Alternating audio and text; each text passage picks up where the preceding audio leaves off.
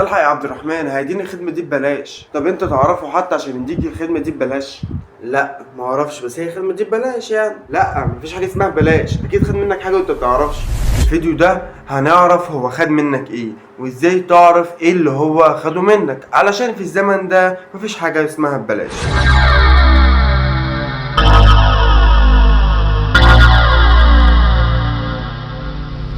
عمرك سألت نفسك قبل ما تنزل اي تطبيق هو التطبيق ده هيستفاد ايه منك؟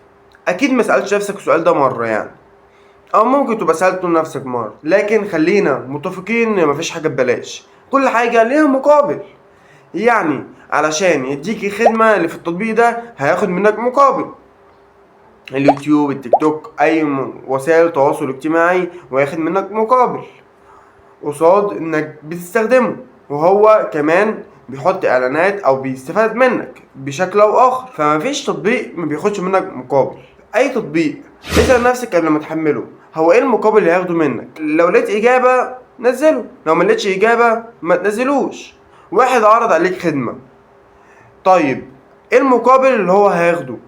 لو ما لقيتش المقابل ما تتعاملش معاه، او اتعامل معاه بس بحذر، لان هو اكيد هياخد منك حاجه. في الزمن ده اكيد عايز منك حاجه. في محلات كتير مثلا بتعمل عينات جبنه، مدرسين بيعملوا الحصه الاوليه مجانيه. ده انت عارف يعني هو مقابل قصاد ايه.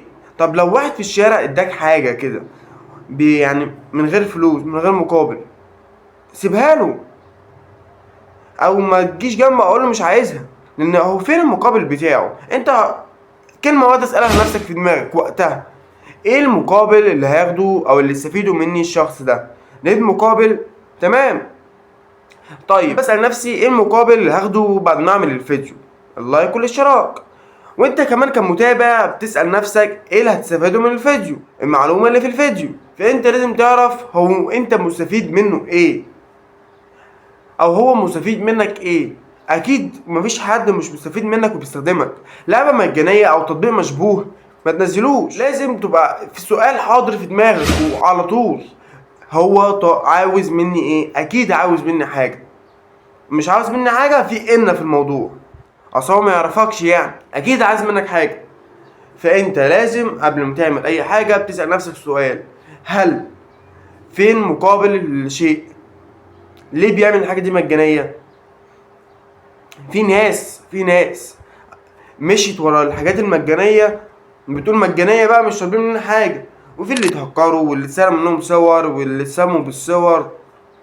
والموضوع دي كلها بتحصل من على تطبيق مجاني بتخشه علشان مكسل تشترك في تطبيق او مش عايز تنزل التطبيق ده. انا ما بقولكش عادي ممكن ما تشتركش في التطبيق، لكن التطبيق اللي انت هتخشه المجاني ده لازم تبقى عارف استفادته منك، اصل فيه تبادل استفادة.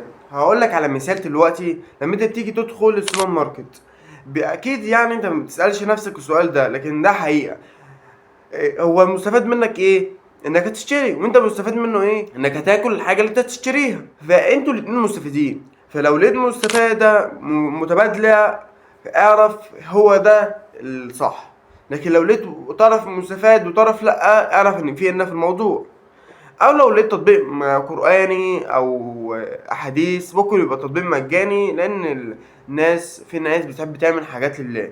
ما تنساش تشير الفيديو ده لاي حد من صحابك وعرف صحابك بالفيديو ده، اكتب تعليق حلو واللي انت عايزه والفيديو والفكره والفيديو اللي انت عايزها الحلقه الجايه. ما تنساش كل يوم تتعلم حاجه جديده، ومع بعض خليك الف.